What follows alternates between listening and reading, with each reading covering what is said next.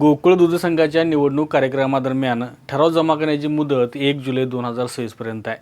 या निवडणुकीसाठी मतदानासाठी पात्र असणाऱ्या संस्था प्रतिनिधींना अर्थात ठरावधारकांना मतदान करता यावं यासाठी अधिकृत मतदार यादी जाहीर करण्यासाठी त्याची तपासणी करण्यासाठी ठराव जमा करण्यात आले।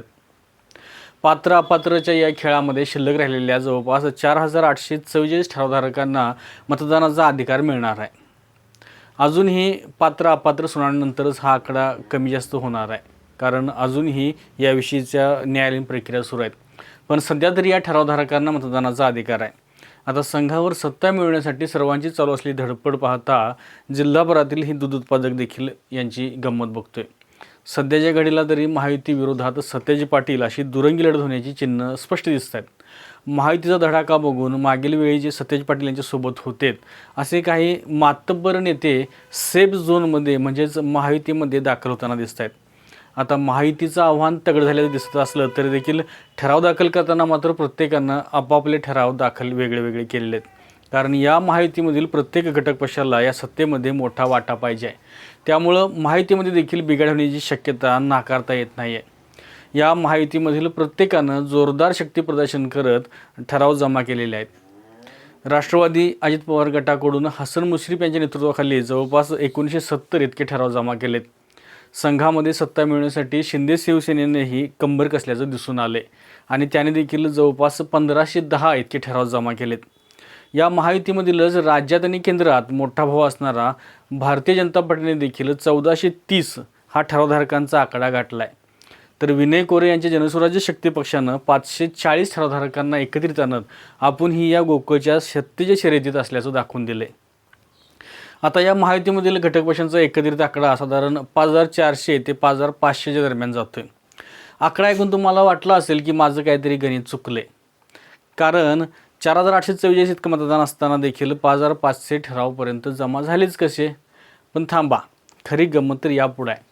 कारण महायुतीच्या विरोधात सतेज पाटील यांनी समविचारी लोकांना सोबत घेत जवळपास 1820 पर्यंत ठराव जमा केलेत आणि महायुतीच्या विरोधात उभा केलेत। आता महायुती आणि सतेज पाटील यांचा एकत्रित आकडा जर केला तर साधारण 5750 इथपर्यंत हा आकडा जातोय। आत्ता विचार करा, जर का 4844 इतकं मतदान असेल आणि मतदारांची संख्या जर 5750 असेल तर नेमकं चाललंय काय? या सगळ्यांचा अर्थ एकच आहे, फक्त हवा करायचं काम चालू आहे। First impression is last impression या उक्तीप्रमाणे प्रत्येकजण एकदम धडाकेबाज आहे।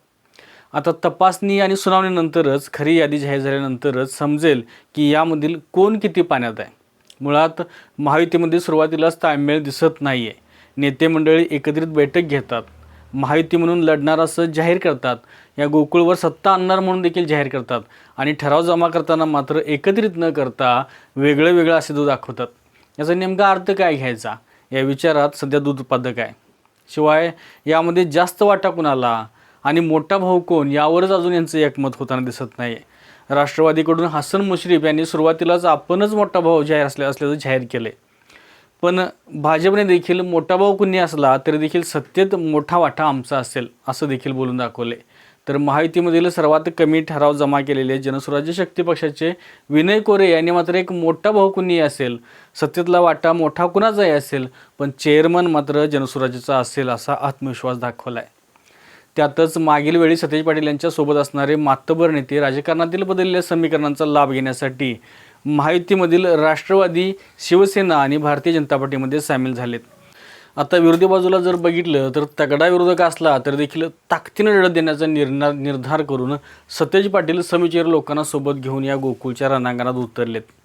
आता अंतिम मतदार यादी आल्यानंतरच खऱ्या अर्थाने या निवडणुकीला रंगत येणार आहे। तोपर्यंत दावे प्रतिदावे हे होतच राहणार।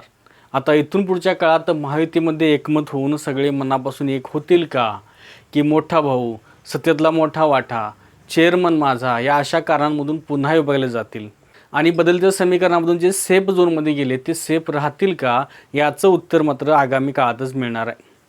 ठीक आहे, ठराव जमा केल्याच्या या अपडेटनंतर गोकुळ निवडणुकीच्या पुढील अपडेट मिळवण्यासाठी आत्ताच आमच्या चॅनलला सबस्क्राईब करा आणि पाहत राहा के न्यूज। धन्यवाद। अशाच नवीन अपडेट्स आणि आपल्या भागातील बातम्यांसाठी या चॅनलला लाईक करा, शेअर करा आणि सबस्क्राईब करा।